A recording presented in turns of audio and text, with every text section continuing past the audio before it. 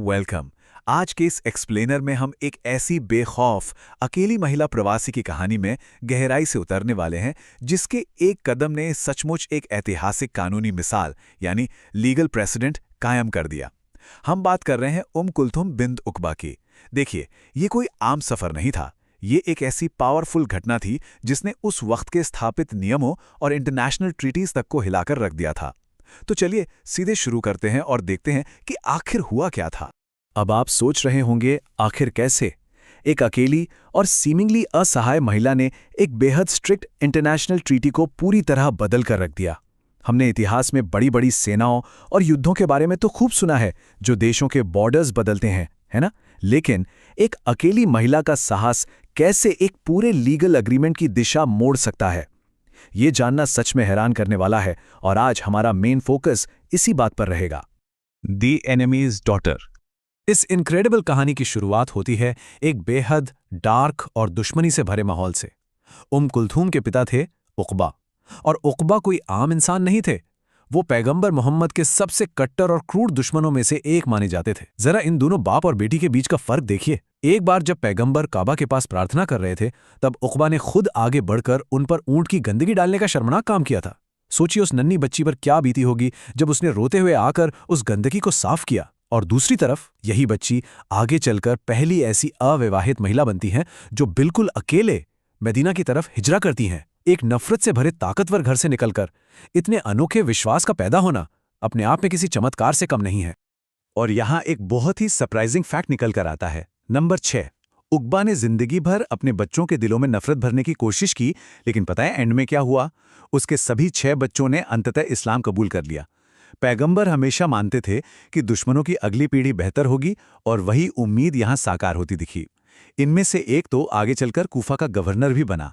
लेकिन इन सब के बीच कुलथुम का उठाया गया कदम सबसे अलग, अकेला और सबसे ज्यादा चुनौतीपूर्ण था। Section 2, the solitary migration. इसको थोड़ा समझने की कोशिश करते हैं। उन्होंने अपने पावरफुल कबीले को छोड़ने का जो पर्सनल रिस्क उठाया था वो बिल्कुल भी आसान नहीं था। ये सीधे सीधे मौत को दावत देने जैसा था। वो अविवाहित थीं, उनके साथ कोई एस्कॉर्ट नहीं था, कोई प्रोटेक्शन नहीं थी। मक्का से बिल्कुल अकेले निकल पड़ी उस खतरनाक रेगिस्तान को बिना किसी पति या परिवार के पार करना। जस्ट इमेजिन द शेयर करेज। उस वक्त मक्का में उनका कबीला बहुत ताकतवर था। उन्हें किसी ने मजबूर नहीं किया था और ना ही कोई उन्हें साथ ले जा रहा था। उन्होंने सिर्फ और सिर्फ अपने मजबूत विश्वास की वजह से उस आरामदायक जिंदगी को छोड़ने का असाधारण साहस दिखाया।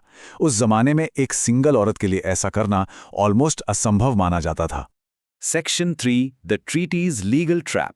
अब जैसे ही वो मदीना पहुंचती हैं, सामने एक बहुत बड़ा लीगल ट्रैप उनका इंतजार कर रहा था। और यहीं से इस कहानी के शक्तिशाली कानूनी दांव-पेंच शुरू होते हैं जिन्होंने पूरे समाज का ध्यान खींचा। उस वक्त ट्रीटी ऑफ हुदैबिया लागू थी।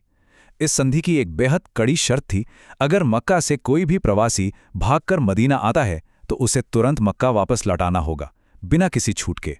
इससे पहले भी लोगों को वापस भेजा जा चुका था।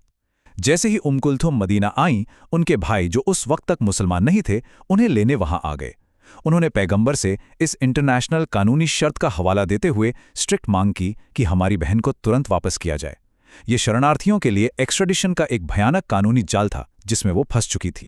Section 4, a worse is revealed. यहां आकर सिचुएशन बेहद तनावपूर्ण यानी इंटेंस हो गई थी। पैगंबर एक असंभव स्थिति में थे। वो हमेशा इंटरनेशनल संधियों और नियमों का पूरी तरह पालन करते थे, लेकिन दूसरी तरफ एक असहाय शरणार्थी को उनके दुश्मनों के हवाले करने का जोखिम था। इस बेहद नाजुक मोड़ पर कुलथुम ने बिना डरे एक बहुत ही तार्किक और पावरफुल विरोध दर्ज किया। उन्होंने स्पष्ट शब्दों में कहा, मैं एक महिला हूं, मैं बहुत असुरक्षित हूं। जब उन्होंने ये शर्त रखी थी तो उनका मतलब मुझ जैसी महिलाओं से बिल्कुल नहीं था। उन्होंने पूरी बहादुरी से समझाया कि ये शर्त युद्ध में लड़ने वाले पुरुषों के लिए बनाई गई थी। संधि बनाते वक्त किसी ने भी एक अकेली महिला के बारे में नहीं सोचा था जिसे वापस भेजने का मतलब सिर्फ उसका शोषण था। उन्होंने ये पॉइंट रखा कि कानून के शब्दों के पीछे की भावना एक असहाय औरत के खिलाफ नहीं हो सकती।